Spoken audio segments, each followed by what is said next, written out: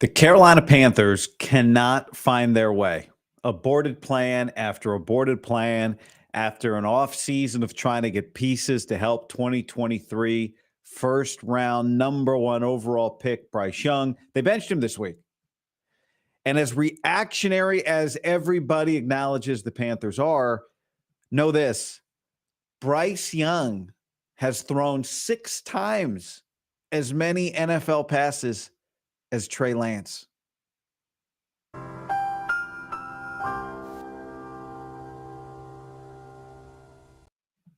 That's crazy. Everyone's like, God, Panthers. They're not giving this guy a chance. He's thrown 583 NFL passes. Trey Lance has thrown 102. Right. Teams, a lot of people out there trying to find trade fits, rightfully so. The Dolphins feel pretty obvious. The Rams feel pretty obvious. I saw NFL analyst Sam Munson put Rams number 2, Dolphins number 1, Raiders number 3 on a list.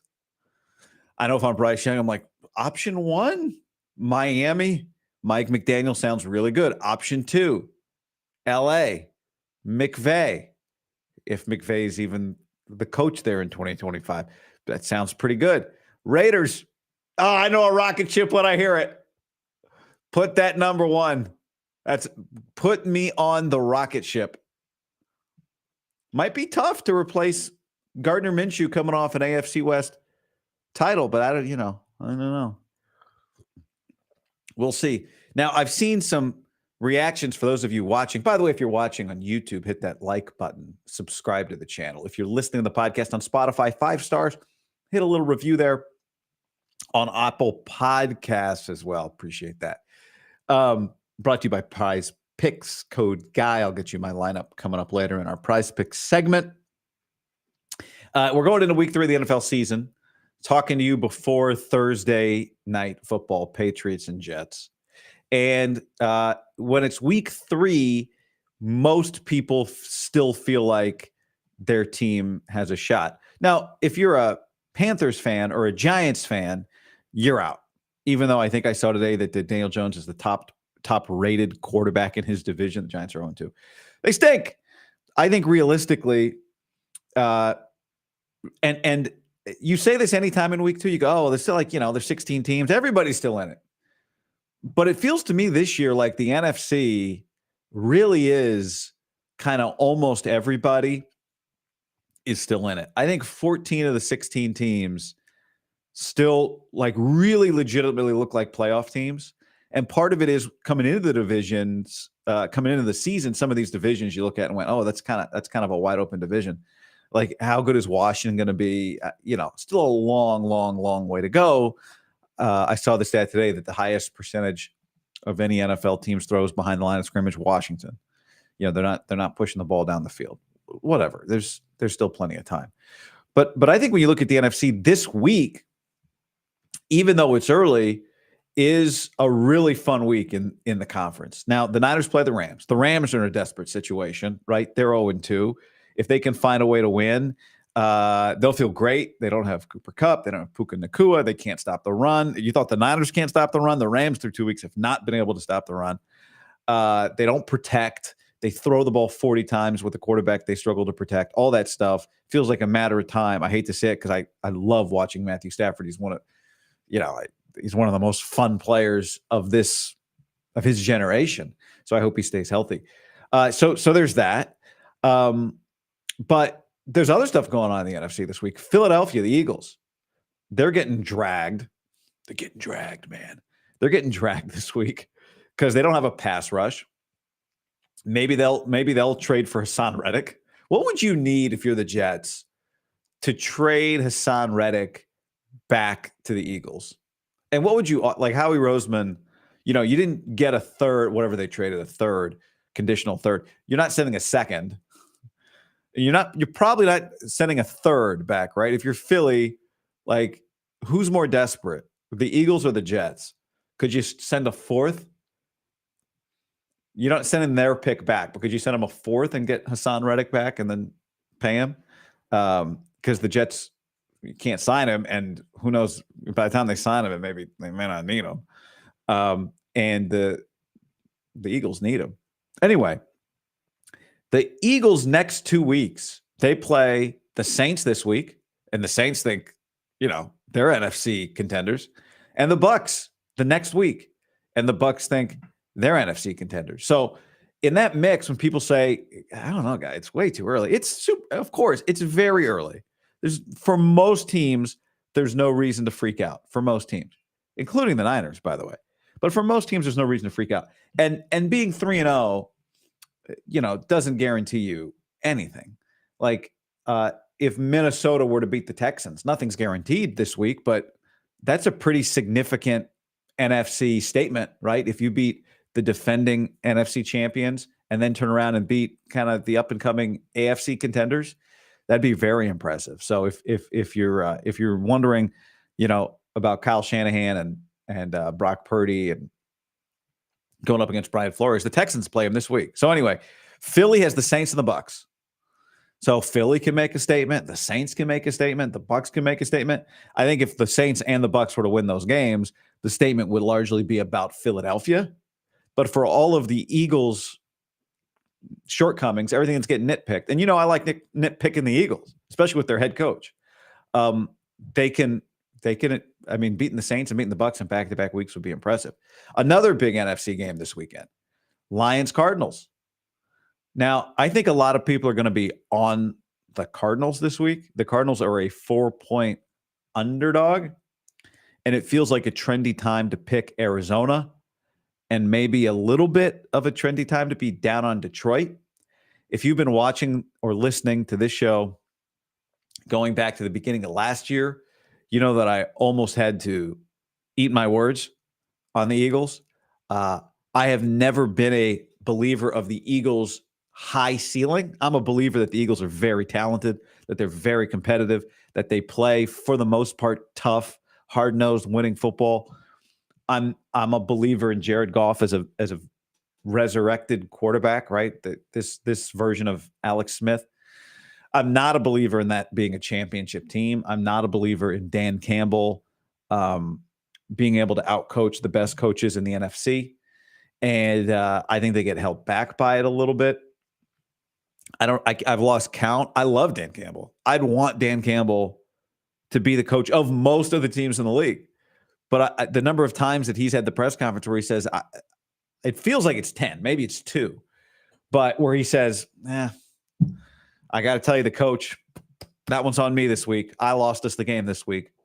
I say this all the time, people love accountability. People love to say, that is not acceptable.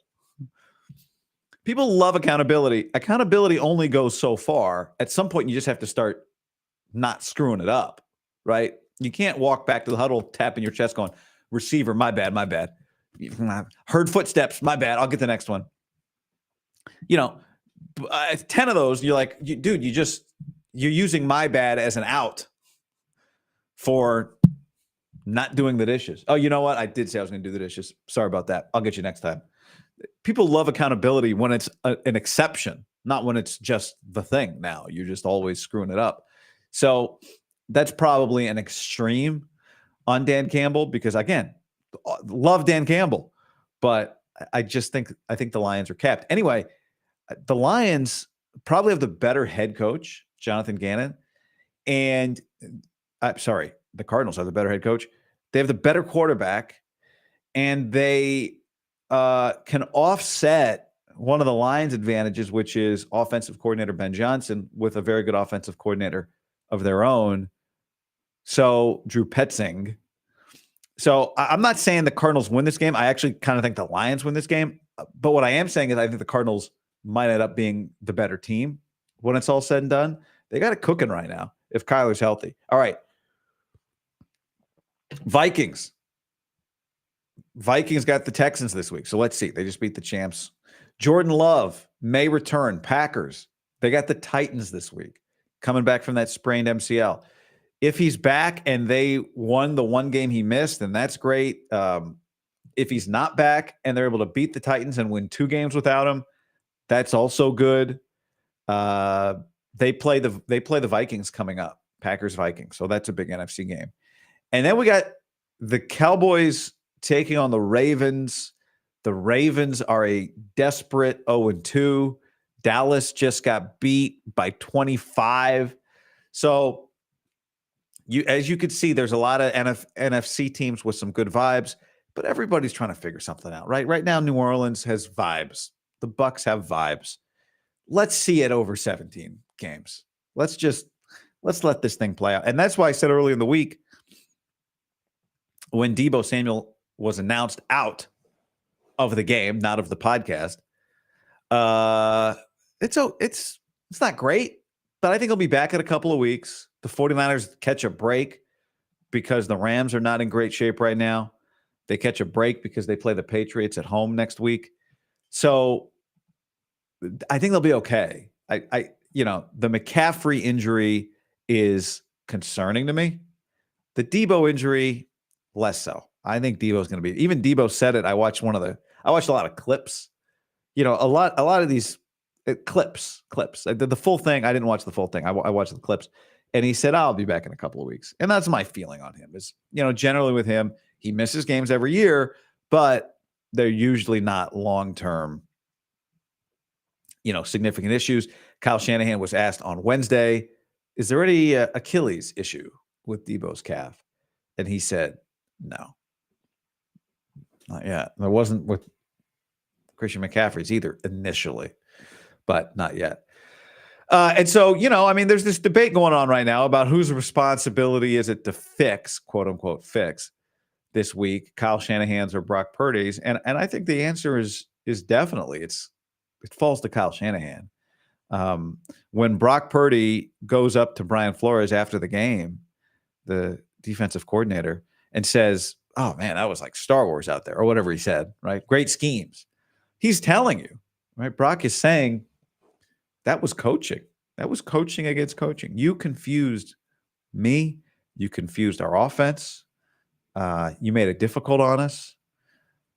That wasn't, Harrison Smith. It was the coordinator that Brock Purdy was complimenting. Not that he wouldn't compliment Harrison Smith or, Cam Bynum or whatever, but that's what he's saying is you outcoached us.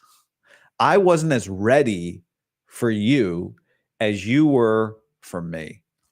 And that's a coaching thing. That's coaching. So I think it's a Kyle Shanahan job, right? This is what he gets paid all that money for, to bounce back. And, just like the Rams are missing a lot of guys, Kyle has had a lot of success against this team. By the way, when you've got a setup like the Niners have this week against the Rams, it also, the flip side of it is, and it's always easy to look at games this way, like, oh, chalk this one up. Then the second the game starts, you're watching it and you realize, oh, this is like the humans have to go execute this thing. And you don't win NFL games 42-7 generally. I don't know if you've noticed, I've seen it this week. Matt Rule, the head coach of the Nebraska Cornhuskers, has been in the news a lot. I just saw him on the Rich Eisen show. Like the college football and like the national media has picked up on Nebraska's kind of sweet. Nebraska's back. And Nebraska plays a big football game Friday night against Illinois. And you're like, wait, top 25 matchup. It's going to be their 400th straight sellout going back to 1962. It's going to be on Fox on Friday night. I will not be. I'll be at Indiana. I'm headed to Bloomington today. But that'll be Big Ten Network, 9 a.m. Saturday, 9 a.m. Pacific. Anyway, but Matt Rule, if you watching Matt Rule, like his Nebraska team, he has said this. One of his lessons, kind of the NFL effect on him since he came back to college, is that you're beating a team 28-7 is a dominant win, in the NFL. So anyway, when you're playing a 28-7 game, that means it's 21-7, or that means it's 14-7 at one point, and things can go badly if you don't get your act together. So the Niners cannot rely on the Rams not being 100%, not being themselves. They got to get their act together. Oh, no Aaron Donald. Let's take a breath. Not really. Get your act together. So that'll be, that'll come back when the Niners play Steve Spagnuolo in a few weeks. We'll be talking about, are they going to be better than, is he going to be better than he was against Brian Flores? The number of, and I saw a stat, maybe it was Kevin Kruger from the Krug Show, Larry Kruger's son / producer / co-host. I think it might have been him that tweeted something about tight window throws for the 49ers. And it was interesting to see the stat. It reflects what I felt already. And I've talked about this a lot. And when I say this, sometimes people take it as anti-Purdy stuff, and it's not at all. But I worry that they cannot sustain the level. Now, in the NFL, so many throws are tight, like a bunch of throws are tight window throws. But it feels like the 49ers and Brock specifically, because he's accurate, because he knows the defense, because he can process very quickly, because he gets the ball out, he's not afraid to layer it in front of over a guy, in front of two guys, between three guys. And I'm just, I've said this with his arm, you just have to be so perfect. The margin for error is a little slimmer than it is with, say, Justin Herbert's arm. Justin Herbert, by the way, the only $20 million, the only $50 million a year quarterback who's 2-0 this year. $50 million quarterbacks are something like 7-11 this year in the NFL. Now, you could argue, well, actually, if the guy threw harder, the ball got deflected, it would bounce higher, and then it would become a more interceptable pass. Maybe, I don't know. But it just feels like it's a little unsustainable to have as many tight window throws as the Niners offense had last week against Minnesota, right? Because you're just right there. And hitting 7 out of 10 tight window throws sounds great in theory, but what if 2 of those 7 are also so tight window one gets popped up and picked, the other one gets, the linebackers were jumping Niners routes left and right. Van Ginkel almost jumped like 2 swing passes. One of them would have been a pick six. Maybe 2 of them would have been pick sixes. Linebackers over the middle on slants jumped 2 routes. One of them did turn into an interception. So, I mean, you got to get guys more open.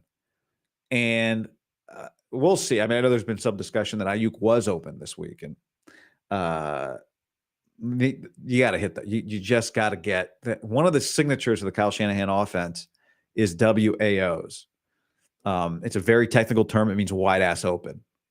In his heyday, when he was kind of the only guy doing it, and it was him, and the whole squad was still with him, there was only wide ass open guys all day long. And it feels like last week there was much less of that. Comment, so he should only throw to wide open players? Of course not. Nobody's saying that. I'm saying the level to which it felt like the percentage of his throws that had to be extreme tight window risky throws, it felt high last week. Now, the beauty of Brock, he hit him, and maybe he'll keep hitting him, right? You know who did it all the time? Drew Brees. Drew Brees did it. You can do it. It can be done. But Drew Brees is the exception. Is Brock Purdy going to turn out to be the exception? He may turn out to be the exception. That's what we're trying to find out. That's what we're waiting on. You don't get to announce that you're not the exception to the rule after a year and a half. Now, Brock is just playing football. It's not about him. I'm just saying the reason, I don't go, it's Drew Brees. It's because it's been 2 years, barely, right? Drew Brees, to do it for 10 years, to do it for 12, 13, that's when you become the exception. So anyway, I would just like to see some easier throws. Now, that said, the reason I thought Brock was better than I think most people thought Brock was week 1. And the reason was he threw just dime ball after dime ball after dime ball against the Jets. And he threw some dimes against the Vikings too. So I'm not freaking out about Brock. It's not none of that in terms of scheme is about Brock. I just think that the coach got beat last week, as most people do. And in the question of who's got to be better this week, Brock or Kyle, I think it's Kyle. And Trent Williams gave up more pressures than you're used to. Debo on his show with Ayuk talking about, we feel like we've been the best in the league.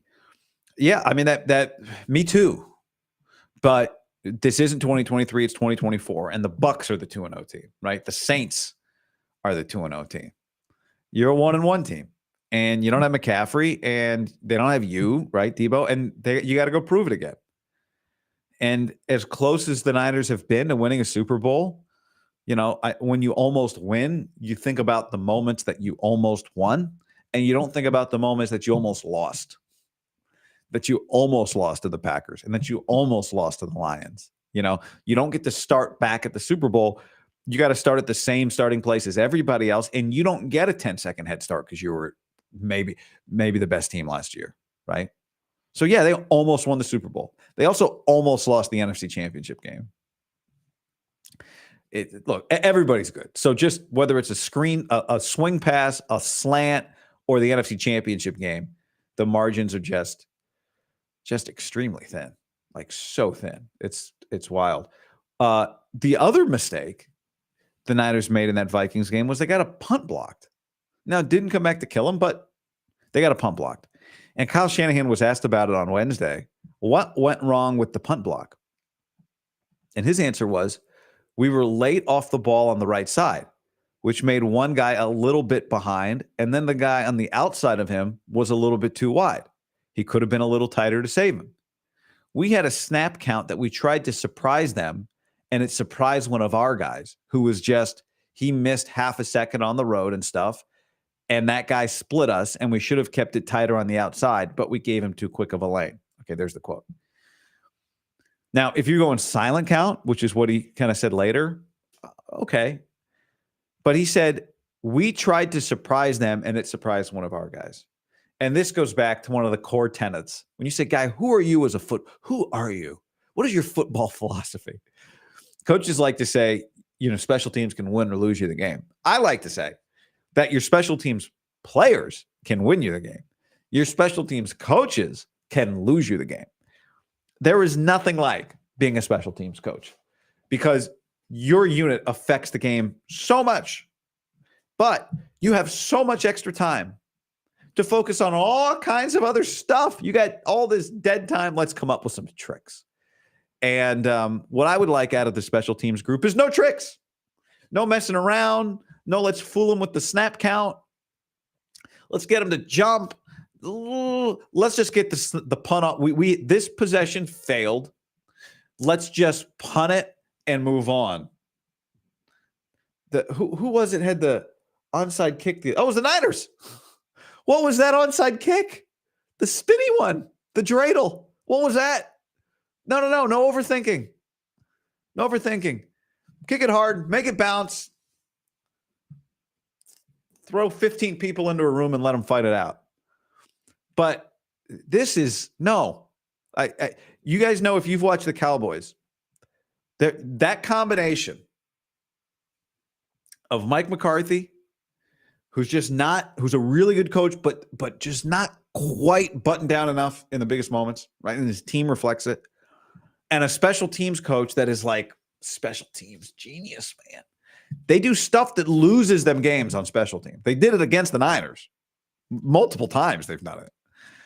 And it's just not the place to be creative.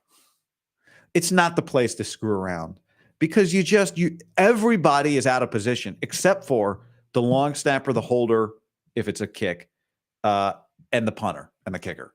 Those 3 to 4 people, they practice this shit all day long. They spend all their time together concocting ways to trick the other guys. But the rest of the guys on special teams, they got other jobs. George Odom's got 10 other jobs. This isn't his job. He's good at this. It's part of what makes him a good player. But this is not his thing. His thing is 60 snaps on defense. That's his thing. He's just here to help. All right? I normally don't run the register, so don't do a crazy 10 condition sale while I'm running the register, please. Just straightforward. It's $5.99. Give me your credit card. Boop, boop. Here you go. So don't do that stuff on special. No tricks. We try to catch them with the snap count. No tricks on special teams. Maybe we can get them to jump. We'll steal an early down. Steal an early possession. No, punt the ball. Please. Stop messing around. George Odom's got to go catch a breather and get on defense. Man. It's just crazy. Hey, here's something else I've noticed. And I don't have maybe I do have some photos. Well, I do have some photos, but I won't show it to you yet because I'm compiling a diorama. for those of you, if you don't watch college football, whatever. If you watch college football, there's something I'm noticing. A lot of teams have some swaggy fullback / tight end / H-back who wears 44 and like's got like cool face mask and like multiple little wristbands or whatever. And I think there's an effect. I'm sincere when I say this. There's a Kyle Juszczyk effect happening in college football. There's like these H-back guys who don't quite have somebody to look up to because they're not George. They're not tight ends. They're not Kittle, and there's no fullbacks.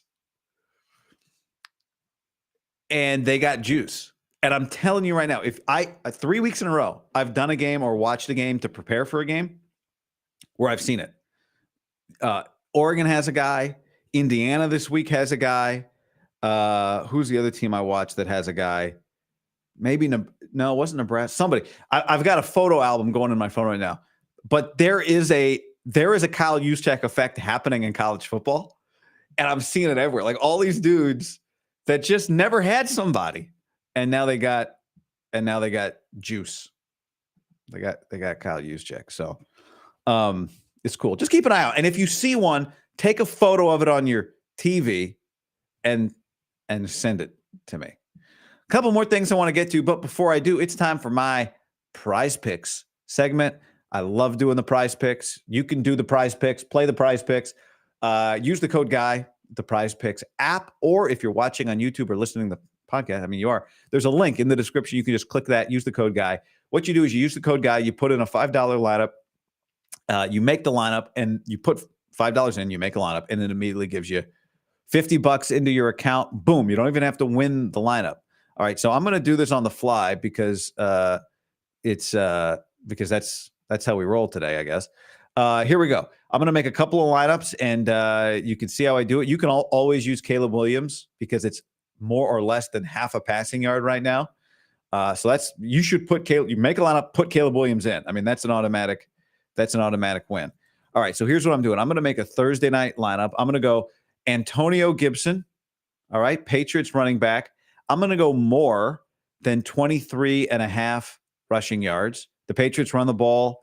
They're tied for third in attempts and fifth in rushing yards through 2 weeks. So, by the way, keep that in mind for the Niners when they play the Patriots in 3 weeks. The Patriots run the football. The Jets allowed 180 rushing yards in week 1. Shout out to Jordan Mason. 120 in week 2. The Titans 26th in a run defense, PFF. So the Jets right now. Ooh. So anyway, Antonio Gibson. All right, I'm going to combine. Plus, C.J. Mosley might be out. And Gibson's getting more and more carries. So I like this. All right. I'm going to combine this with, I'm going to go Breece Hall. Let's go Breece Hall more than half a rushing and receiving touchdown. All right. He had a touchdown against the Niners, touchdown week 2 against the Titans, focal point of the offense. The only concern is that Braylon Allen, the number 2 back, has been getting a lot of touches and is explosive. But I'm going to go Breece Hall here, and then I'm going to go to I could stop there, but I'm going to go 3. A lineup just has to be 2 guys. You guys know I love going a kicker, so I'm going to go Greg Zuerlein more than 1.5 field goals made on Thursday Night Football. And then I've got options. I can go flex play, or I can just go all 3 correct. I like to go for broke. I'm going to go $20 entry. That pays $90. Done. And now let's make another lineup. Let's go. All right, lineup number 2. Now, this is going to be a Niners kind of, I'm going to go Ayuk.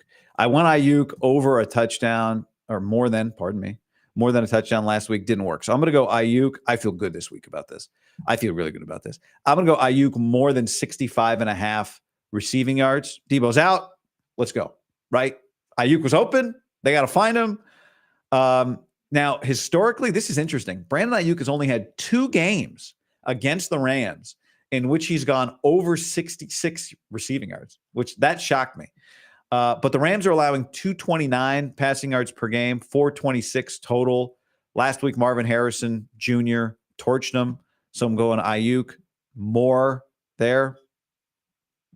Next up, I'm going to go Brock. Let's get some Purdy in here. Let's say Brock is going to throw some touchdown passes. I'm going to go Brock more than 1.5 touchdown passes in this game.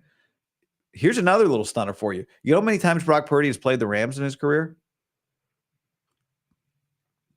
Once. One time. That's it. Last year he threw for 206, had a rushing touchdown. That was a big run game. This is a big run game, so this feels to me a little counterintuitive, but that's why I kind of like it. Kyler Murray had a perfect passer rating against this Rams defense last week. So I think Brock's going to get these TD stats going. He averages almost 2 touchdowns a game. And then I'm going to go Minnesota here. I'm going to go Aaron Jones, less than 12 rushing attempts. Ty Chandler was good against the Niners. We just saw it. This is what's great. You watch the game and you go, okay, I see something happening there. So Ty Chandler was really good. He was 8 yards a carry against the Niners last week. Aaron Jones only had 9 carries and he was under 4 yards a carry. Jones had a fumble as well. So give me a little more Chandler. Texans are averaging 2.27 yards per carry allowed. So Texans run defense is good. If Aaron Jones struggles, it could be a Chandler running game. So I'm going to do the same thing here. Flex play. I can go 2 out of 3 to hit, or you know what? Just let's mix it up just for fun, just to show you that. So like if I go power play 5X, it pays 100 on 20, but it's kind of like a hedge. I don't normally do it, but I'll just show you a different way to do it. And bam, there we go. So I've got my lineups, and I'll make more. So hope you guys go to PrizePicks, use the code GUY, play a $5 lineup, and you'll get $50 instantly just for playing, and appreciate the support there. Maybe I'll get a couple comments. I do want to say something about Woj, the Woj bomb that dropped. Not the Woj bomb that dropped yesterday, which is Woj is leaving ESPN to go be kind of the general manager of St. Bonaventure basketball. And I thought Ethan Strauss, big Niner fan, I thought Ethan Strauss had a great take on it. And it was my immediate thought when I saw it. I saw a lot of people doing like Woj is retiring, Woj is retiring, Woj is retiring. But as someone who's involved with college athletics, when you read exactly what Woj is doing, he's going to be involved in their NIL, is going to be involved in recruiting. To me, it is not Woj retiring. And if you didn't read Ethan's article at Substack, The House of Strauss, highly recommend. And I think he's right. And I think it's so clear. So someone who's been around college athletics right now a lot, and historically, there is so much, it's very much the Wild West right now. Now, some things have settled down, but the person who has the level of connections to agents, to players, to teams that Woj has immediately becomes a very useful power player. And so I think Woj has big dreams. That's why he's doing it. I don't think he's doing it to chill out. He's going to be managing major deals, facilitating major deals. I don't know exactly St. Bonaventure's situation, but my guess is that what will coincide with this is I bet there's going to be significant booster money involved that will help them acquire players. I don't know what St. Bonnie's collective situation is. For those of you who aren't college fans, the collective is what kind of manages all the money and then distributes it to the players. But my guess is there's going to be a significant influx in money for their collective. I think he views himself as a trailblazer in this front. There are some like football programs that have very experienced GMs, but people are still trying to figure out what that role is supposed to be. It's become much clearer in the last, I'd say, year. People are still trying to figure it out a little bit. And I think Woj is going to walk in there with a plan. I bet they're going to get players, and I think he's going to have a significant impact. And I think he feels like there cannot be another person in that role in college basketball with a greater connection to the ability to connect players to money. Players can have agents now, right? So if you can have an agent, and if I connects you to an agent. Now that agent can help you make money. That agent can help you make money through endorsements, and that agent can help you ensure that wherever you're going via collective, you're getting the most amount of money you can get. So if Woj has access to agents and agents have access to money, then Woj has access to players, and St. Bonaventure has access to players. I think college basketball is a little easier than, say, football, where players aren't great endorsers. You don't see their faces. They have to be in college for 3 years. You don't really, it's such a crapshoot with talent. And you need a lot of them. Basketball, you need like 4, 3, 2. You get these blue chip guys who are going to be, everyone knows in less than 12 months, they're going to be lottery picks. And all of a sudden, those guys get connected to agents and get connected to companies, money. The companies will see their return on their investment much faster with a star college basketball player than a star football player, because the star basketball player is in the NBA a lot faster than the star basketball player is in the star football player is in the NFL. And they just sell shoes. They're better endorser. They are better basketball is a better endorsement sport from that standpoint. College basketball, people aren't watching really until the tournament, right? College football, people are watching all day long, but it doesn't matter because the tournament is so big, and then boom, you're an NBA player. So I see it as him trying to be a significant trailblazer. All right, let's get to some. Gonzaga is doing a great job connecting players to money. Gonzaga is going to be playing at Chase Center coming up. All right, people are yelling at each other in the chat, which means I got to go back. Let's see if there's anything here. Let me pull out a couple of comments if I can find some that aren't. A lot of people, I see a lot of people yelling at each other in the comments, which is great. I'm glad you guys are having a good time.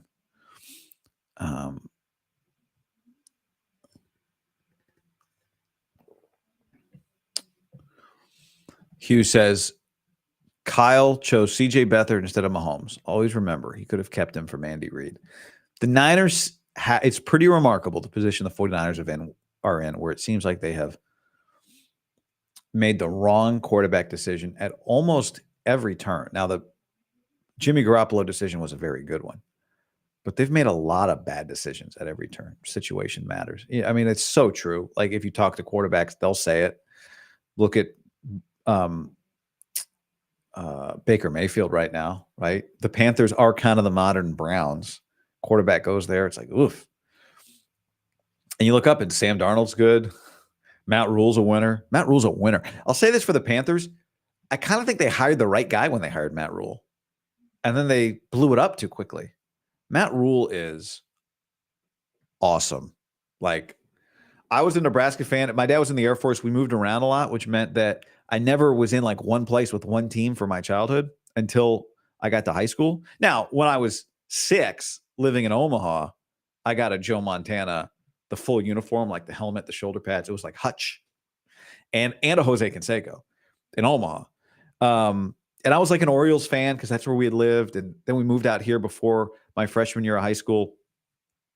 And John Miller was doing the Giants games, and I'd listen to John Miller do Orioles games back when we'd lived there. So I was all right. I'm a Giants fan now, and the Niners thing never left. I grew up. I was wearing a Steve Young jersey in Incirlik Air Force Base in Turkey. We hadn't moved to California yet, but the Niners were sweet, so I was a Niner fan. What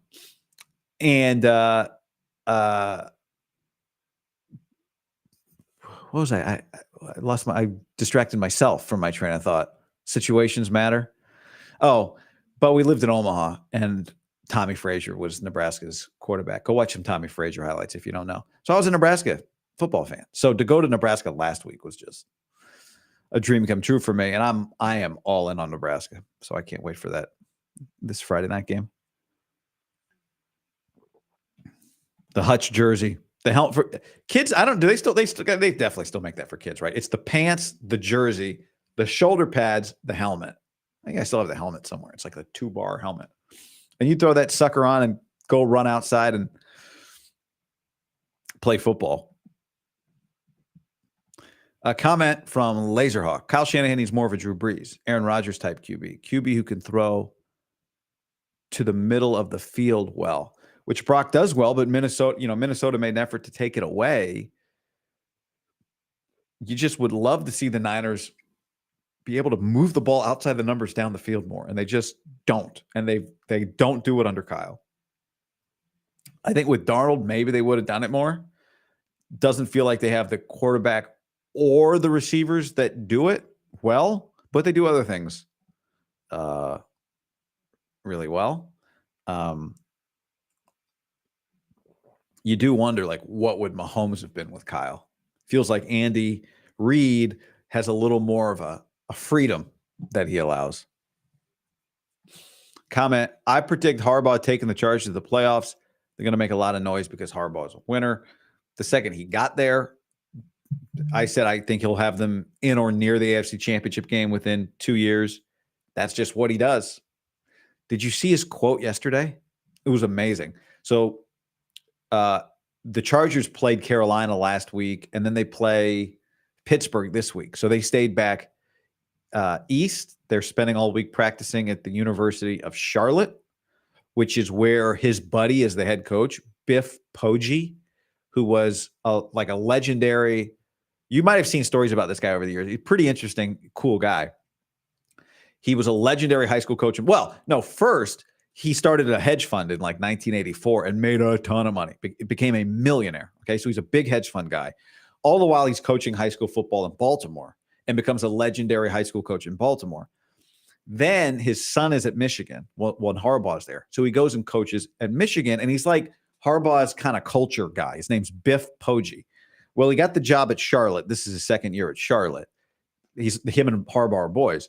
So Biff and Harbaugh are hanging out this week and Biff is like, if you haven't seen him, he doesn't wear, like, he coaches in a cutoff, and he cuts the neck big, and he sleeveless, and he's a big man. He was an offensive lineman at Pitt for some legendary coaches like Jackie Sherrill and Joe Moore, who the Offensive Line of the Year award in college football, the Joe Moore Award, is named after this guy. He was a teammate at Duke with Brian Baldinger. All right.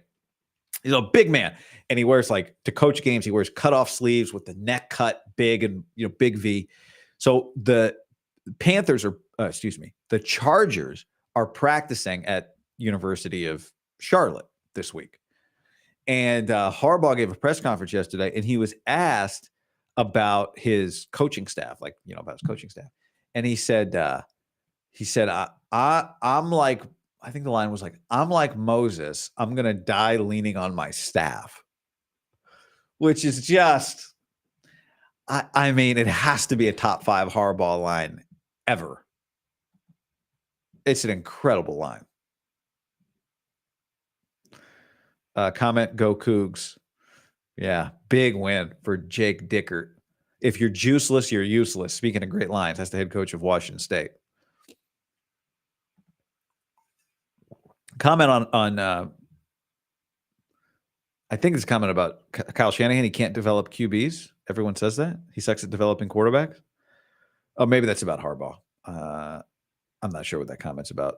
If it's about Kyle, this is his Mona Lisa right now. It's Brock. If he takes the 262nd pick, which we're getting close on these hats, but if he takes the 262nd pick and turns him into a franchise quarterback, then missing out on Matthew Stafford because he was in Mexico, and not evaluating Patrick Mahomes because he didn't think they need a quarterback, or Sam Darnold because he didn't think they need a quarterback, not getting Deshaun Watson, which, at the moment felt like, oh man, you could have, blessing in disguise, all of that stuff. It all goes away. If you turn QB 262, let's go red rope. If you turn QB 262 into a franchise quarterback, all of that stuff washes away. By the way, go to heyguy.co to sign up for notifications on hat availability, and you can send me messages there, and you can see my college football schedule there if you care, and you can free to download the PDF that I make for myself, my personal Niners schedule with all the primetime games in it, and it has a bunch of other little scheduling notes on it. You can go download that at heyguy.co. Big week this week for the guy that I thought the Niners should have hired as defensive coordinator, D'Anton Lynn. His USC team goes to Michigan. USC goes to Michigan this week, which is incredible. An incredible college football game. Somebody asked me about Alabama, Georgia. I sneaky like Alabama. That game's not this week, though, is it? No. That's in a week. Georgia visits Alabama. I don't know what the line on that game is, but I like. Can I get a line on that game? That'd be week 5. Let's see. Alabama plus 4.5. I like Alabama. I'm going to roll with Kalen DeBoer in that game. Anyway, so good college football. Good college football this week. What else we got? Tennessee, Oklahoma. Baylor, Colorado. Colorado needs that one. Fresno State, New Mexico. Tim Skipper, interim head coach of the Dogs, should be the permanent head coach of the Dogs. So anyway, and I'll be at Indiana. If you want to check out your boy, that's me, on TV. It'll be Big Ten Network, Saturday morning, 9 a.m. Pacific. From what I hear is an amazing place. I'm about to hop on a plane here in 30 minutes. Well, I'm head to the airport. Bloomington, Indiana. Can't wait to go. So if you're an Indiana grad, which there's a lot of them I've learned out here, send me a note if you got a tip, something like that. All right, everybody. Thanks for being here. PrizePicks code GUY. Appreciate if you use that. You use the code GUY, you get $5 immediately in your account when you put $5 in when you make a $5 lineup. That's what I'm trying to say.